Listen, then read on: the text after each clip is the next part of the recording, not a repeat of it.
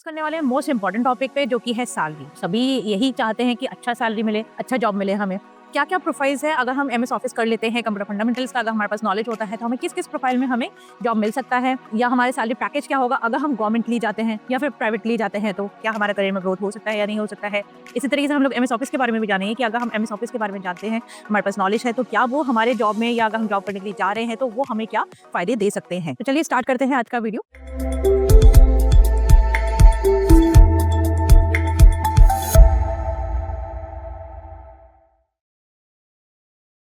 Hello students, welcome back to our channel. आज हम लोग कंप्यूटर फंडामेंटल में नेक्स्ट आएगा टॉपिक पढ़ेंगे। तो देखते हैं कि आप हमारा नेक्स्ट टॉपिक आज का क्या है। हम लोग लास्ट क्लास में कंप्यूटर जनरेशंस के बारे में समझ रहे थे, तो इसी को ही आगे कंटिन्यू करेंगे कि कुछ और जनरेशंस जो है उनके बारे में समझते हैं कि क्या क्या और जनरेशंस है कंप्यूटर के। लास्ट क्लास में हमने फर्स्ट जनरेशन के कुछ टाइप के कंप्यूटर्स के बारे में समझा था कि जिसमें हमारे कुछ अलग अलग इन्वेंशंस किए गए थे फर्स्ट जनरेशन में। तो फर्स्ट जनरेशन के कंप्यूटर्स के बारे में हमने कुछ समझा। अब कुछ कंप्यूटर्स और हैं फर्स्ट जनरेशन में जो हमारे इन्वेंट किए गए थे। उसमें से एक और है हमारा EDSEC।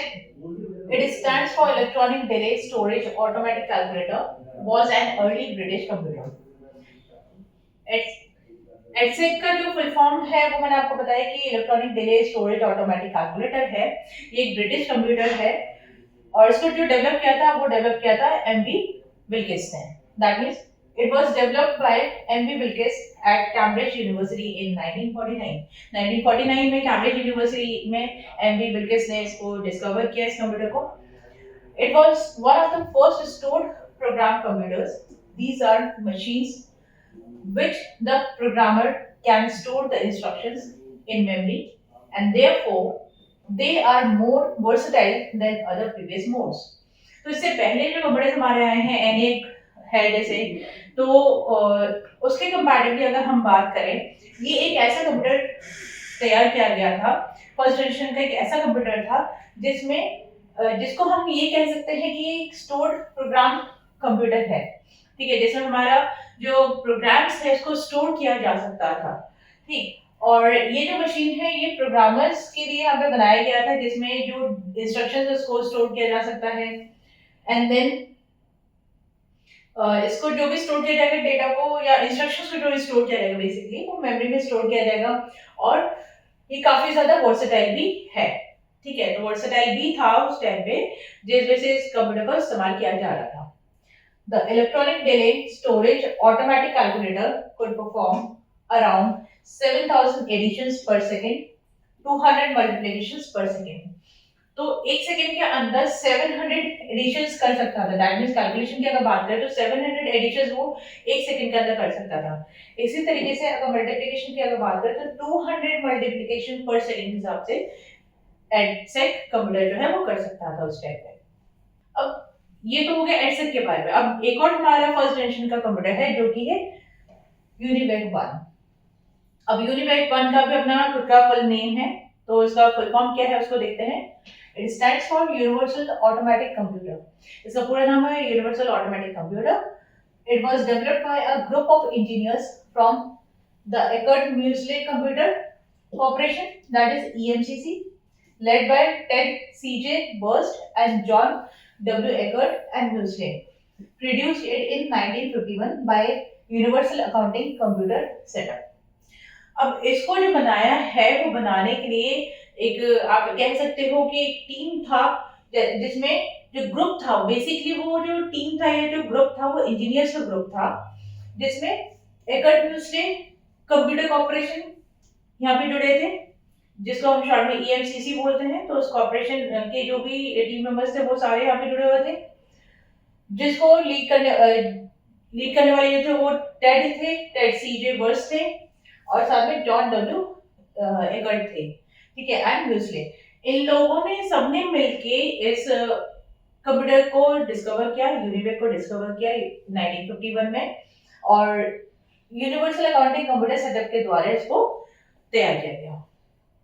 It was the world's first computer and the first commercial computer employing transistorized circuits. ये दुनिया में सबसे पहला हमारा ऐसा कंप्यूटर था जिसमें ट्रांजिस्टराइज्ड सर्किट्स को इस्तेमाल किया गया था, या आप कह सकते हो ट्रांजिस्टर्स का इस्तेमाल किया गया था इसके अंदर। एंड ये सबसे पहला हमारा कमर्शियल कंप्यूटर बना था. It was developed by a group of engineers from the Eckert Mauchly computer corporation as well developed Ted C J Burst and John W. ये ऑलरेडी मैंने आप लोगों को बताया है कि कौन कौन यहाँ पे टीम में मौजूद थे. उन लोगों ने मिलकर पूरा एक इंजीनियर्स का पूरा टीम मिलके इसमें इसको तैयार किया गया.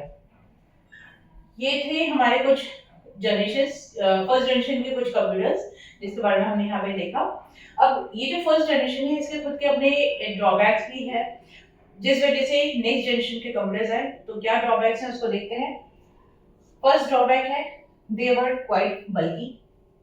ये काफी ज्यादा बल्की थे जिस वजह से इसका इस्तेमाल करना थोड़ा सा बंद कर दिया गया, या आप कह लो कि नेक्स्ट जनरेशन कंप्यूटर्स को लेके आया गया कुछ चेंजेस के साथ में. नेक्स्ट ड्रॉबैक है सेकेंड ड्रॉबैक है the operating speed was quite slow. जो ऑपरेटिंग स्पीड है वो काफी ज्यादा स्लो होने की वजह से भी ये एक मेजर ड्रॉबैक इसका रहा है. The power consumption was very high. Power consumption जैसे अभी मैंने लास्ट क्लास में भी आप लोगों को बताया था कि जैसे 150 किलोवाट तक का ये पावर कंजम्पशन लेता है. तो अब ये डिपेंड करता है कि किस टाइप का कंप्यूटर हम लोग इस्तेमाल कर रहे हैं, यूनिमैक यूज कर रहे हैं या एडसेक यूज कर रहे हैं. तो उसके अकॉर्डिंगली यहाँ पे हमारे पावर कंजम्पशन है वो काफी ज्यादा इस्तेमाल किया जाता था. It required large space for installation. इसके लिए काफी ज्यादा ही एरिया चाहिए होता था इंस्टॉलेशन के लिए. जैसे मैंने बताया कि ये रूम साइज के होते थे तो इसलिए इंस्टॉलेशन के लिए काफी ज्यादा ही स्पेस की जरूरत होती थी. They had no operating system.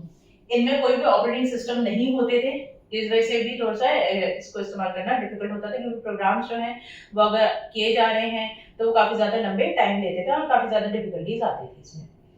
The programming capability was quite low. जो प्रोग्रामिंग कैपेबिलिटी थी वो इसमें काफी ज्यादा कम था जिस वजह से इन ड्रॉबैक्स की वजह से क्या है कि फर्स्ट जनरेशन के कंप्यूटर्स को उनमें कुछ चेंजेस करी गई जिसकी वजह से हमारे नेक्स्ट जनरेशन के कंप्यूटर्स आए. तो ये थे हमारे फर्स्ट जनरेशन के कंप्यूटर्स के बारे में. आज के इसमें हमने फर्स्ट जनरेशन कंप्यूटर्स के बारे में समझा कि कौन कौन से जनरेशंस रहे हैं कंप्यूटर के फर्स्ट जनरेशन के. तो अगर आप लोगों को हमारा वीडियो ये पसंद आया हो तो हमारे वीडियो को लाइक करें, चैनल को सब्सक्राइब करें, अपने फ्रेंड्स फैमिली वाले के साथ में शेयर करें हमारा वीडियो एंड बेल आइकन को जरूर हिट कीजिएगा जिससे कि आपको हमारे नेक्स्ट क्लास का नोटिफिकेशन सबसे पहले आपको मिल सके. सो आज के लिए थैंक यू.